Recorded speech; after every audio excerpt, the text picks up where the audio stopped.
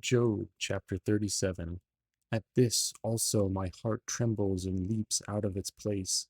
Keep listening to the thunder of his voice and the rumbling that comes from his mouth. Under the whole heaven he lets it go, and his lightning to the corners of the earth. After it his voice roars, he thunders with his majestic voice, and he does not restrain the lightnings when his voice is heard. God thunders wondrously with his voice. He does great things that we cannot comprehend. For to the snow he says, fall on the earth.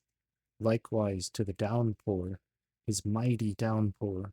He seals up the hand of every man, that all men whom he made may know it. Then the beasts go into their lairs and remain in their dens. From its chamber comes the whirlwind, and cold from the scattering winds. By the breath of God ice is given, and the broad waters are frozen fast. He loads the thick cloud with moisture. The clouds scatter his lightning. They turn around and around by his guidance to accomplish all that he commands them on the face of the habitable world. Whether for correction or for his land or for love, he causes it to happen. Hear this, O Job. Stop and consider the wondrous works of God.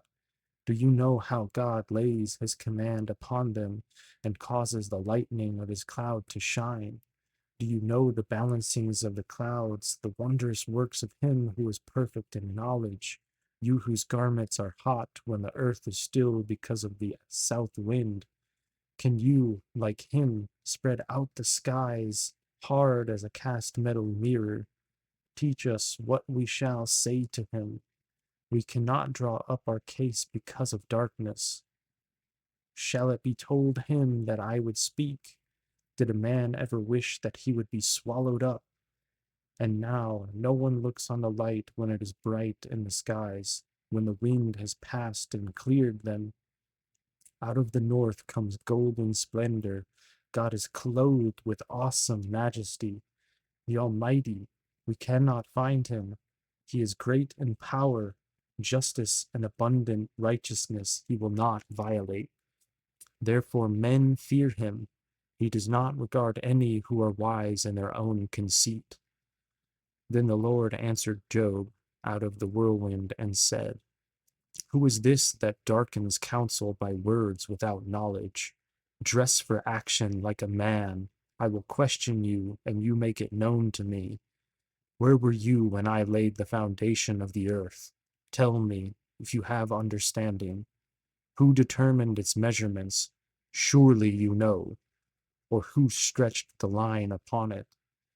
On what were its bases sunk? Or who laid its cornerstone? When the morning stars sang together and all the sons of God shouted for joy? Or who shut in the sea with doors when it burst out from the womb?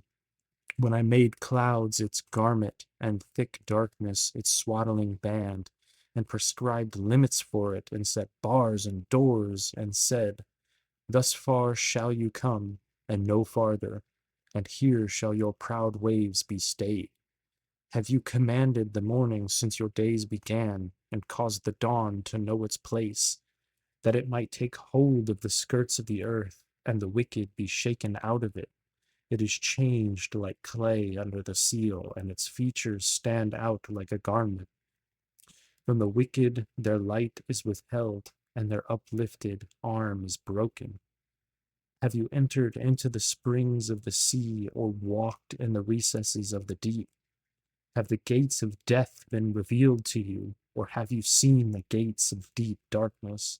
Have you comprehended the expanse of the earth? Declare, if you know all this. Where is the way to the dwelling of light, and where is the place of darkness, that you may take it to its territory, and that you may discern the path to its home?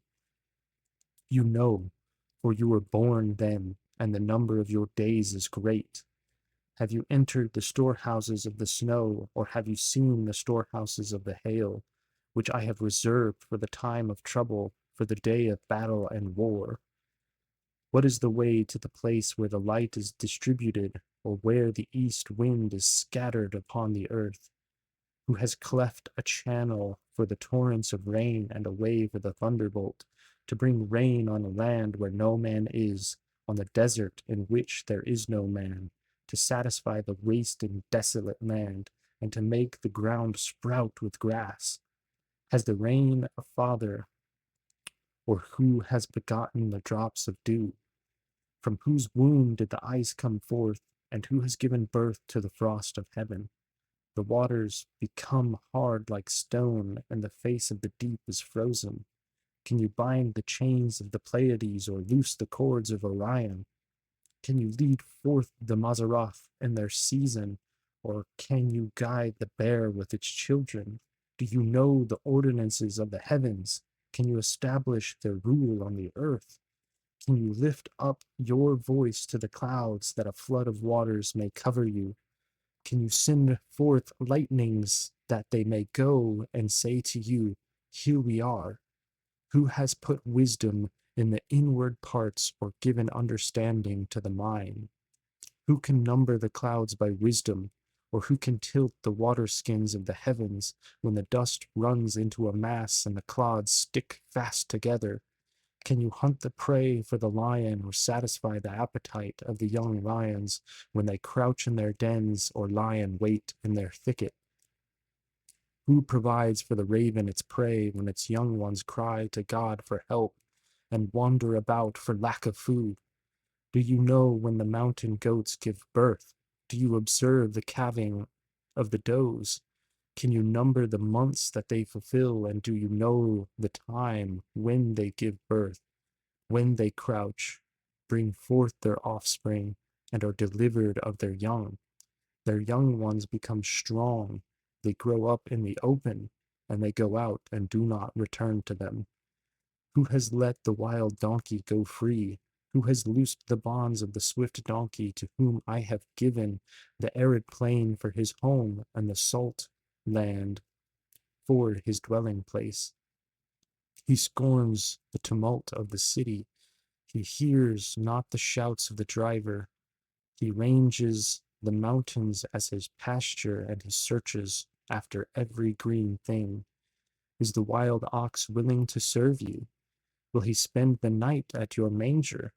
Can you bind him in the furrows with ropes, or will he harrow the valleys after you? Will you depend on him because his strength is great, and will you leave to him your labor? Do you have faith in him that he will return your grain and gather it to your threshing floor? The wings of the ostrich wave proudly, but are they the pinions and plumage of love? For she leaves her eggs to the earth and lets them be warmed on the ground, forgetting that a foot may crush them and that the wild beast may trample them. She deals cruelly with her young as if they were not hers, though her labor be in vain, yet she has no fear, because God has made her forget wisdom and given her no share in understanding. When she rouses herself to flee, she laughs at the horse and his rider.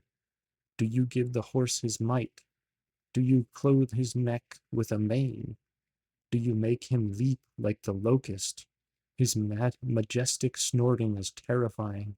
He paws in the valley and exults in his strength. He goes out to meet the weapons. He laughs at fear and is not dismayed. He does not turn back from the sword. Upon him rattle the quiver, the flashing spear, and the javelin. With fierceness and rage he swallows the ground. He cannot stand still at the sound of the trumpet. When the trumpet sounds, he says, Aha! He smells the battle from afar, the thunder of the captains and the shouting. Is it by your understanding that the hawk soars and spreads his wings toward the south?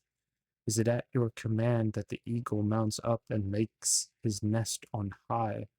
On the rock he dwells and makes his home, on the rocky crag and stronghold, from where he spies out his prey. His eyes behold it from far away. His young ones suck up blood, and where is the slain are, there is he.